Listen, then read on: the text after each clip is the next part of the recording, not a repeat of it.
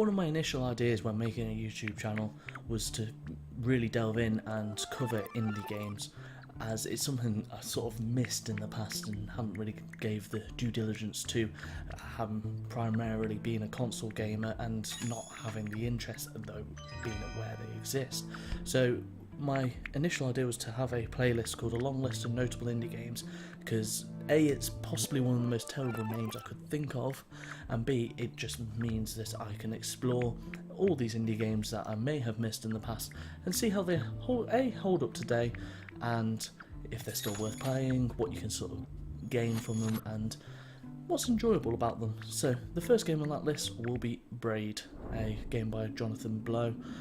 Came out in 2008, and it's one that, after scouring a few lists on the internet, I've noticed it comes quite highly, so it was, looking forward to playing it, see what it's like.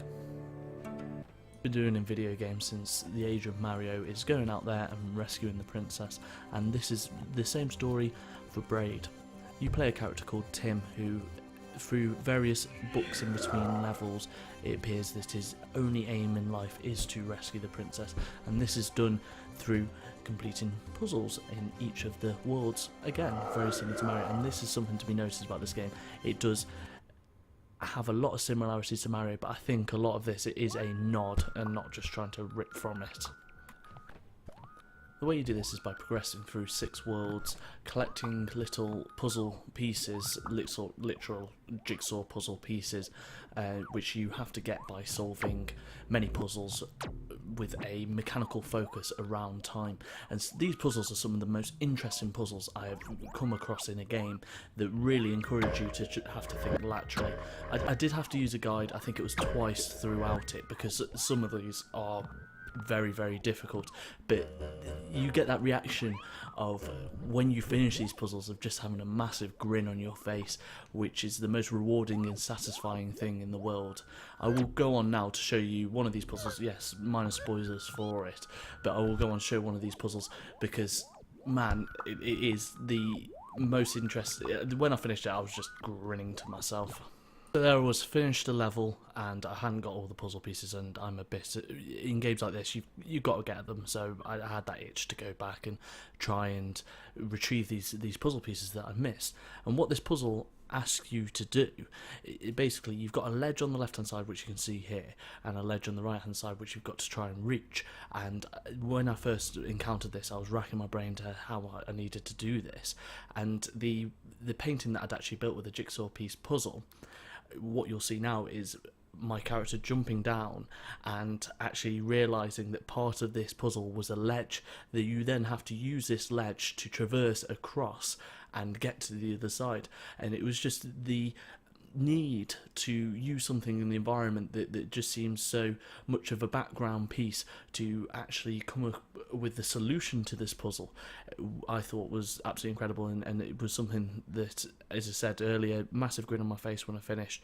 And it's puzzles like this you don't really see in other games that I've played, like Portal, things like that. It just doesn't quite touch on this level of thought that has to go into it.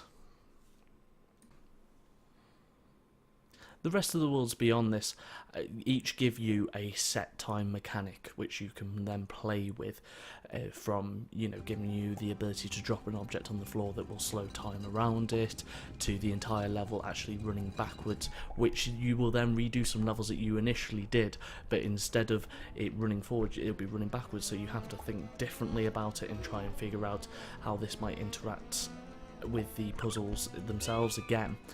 Another world has you, whenever you rewind time, a shadow will come out of yourself and then take the actions that you've just taken, and you again have to use this to manipulate the world around you to get these jigsaw pieces. The puzzle design themselves, as I said previously, are some of the most interesting that I've come across in a game, and honestly the reason for me to play this game. I did think other elements of it were good and interesting, I will move on to them in a second, but the puzzles themselves just have me sat here and for some of them 15, 20, 30 minutes at a time trying to figure it out, playing with each individual pieces, playing with the toolkit that I've got, and seeing how I could get the reaction that I wanted from the world. Once you have completed these puzzles, you unlock the final area which you can go to and finally progress the story. You go up to the top of the tower that's in your house and move on to the final world, which no longer has the puzzle pieces for you to collect and build these paintings. It is now moving to you could just get from door to door and finish the section, but then you lead into possibly one of the most interesting, again, massive smile on my face when I finished it, but one of the most interesting sections of a game that I've played in a while. And I'll break that down now. Obviously, spoilers for the end of Braid, a 8-year-old game. The very last scene is when you come through the last door, that you've made your way through the last world, everything's running in reverse.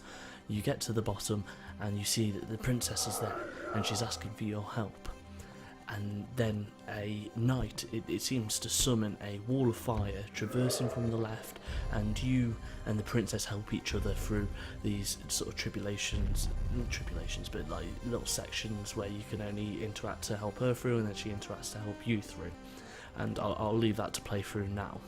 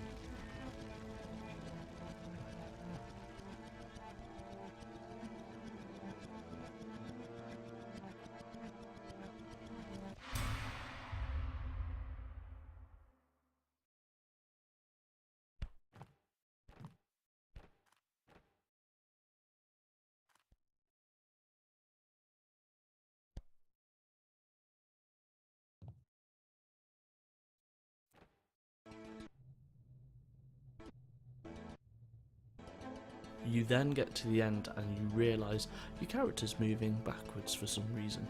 So what's a way to make him move forwards? Well, it's rewind time. And you start to play through what you've just played through. Obviously in reverse, you're not actually playing it, but you see it happen the other way. And you realise that no, that you and the princess weren't helping each other. She was trying to stop you. She was running away from you. And again, I'll leave that to play out now, because I think it's something where you think you're helping each other and you realise that no, that's not the way it was, and seeing something from a different perspective and a different way through, it plays so differently.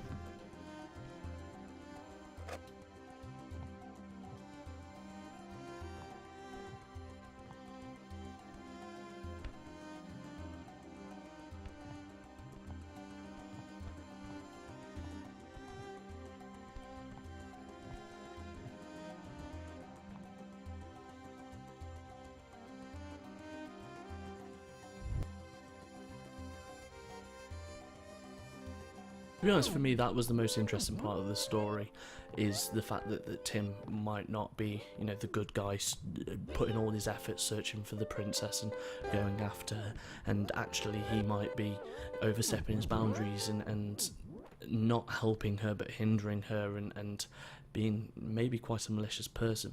The rest of the story is told through these books in between levels, or the beginning of levels, sorry, and you get a few sections of them towards the end of the game. I did personally think that the story was quite ambiguous, and it doesn't really have a clear-cut ending as such, apart from that like end sequence, but that doesn't tie together all these individual story components. And I didn't, because the game plays so much on time and each section seems to be taken from a different point in time, I didn't truly feel like I developed a reasoning behind what the story was, to be honest. And I do think that was kind of on purpose. I do think that the story is deliberately ambiguous for you to take your own sort of thing from it, but I think it'd be interesting to have the discussion, you know, is an ambiguous story with such thoughts a good story, or is it just the fact that I personally prefer a story that has a solid beginning, middle, end conclusion?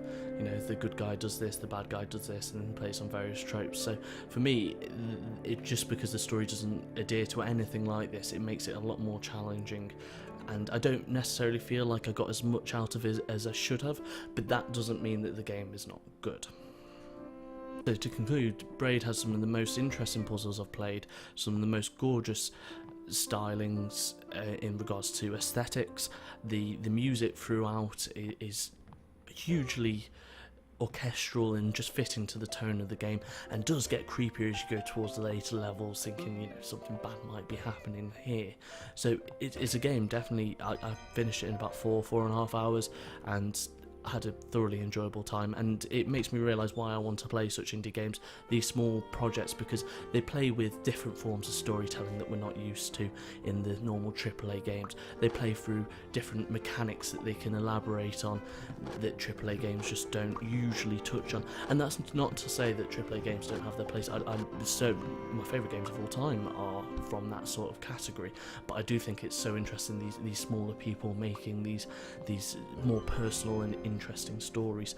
So that's why I'll continue to cover them, and go out there, get Braid, play it if you haven't.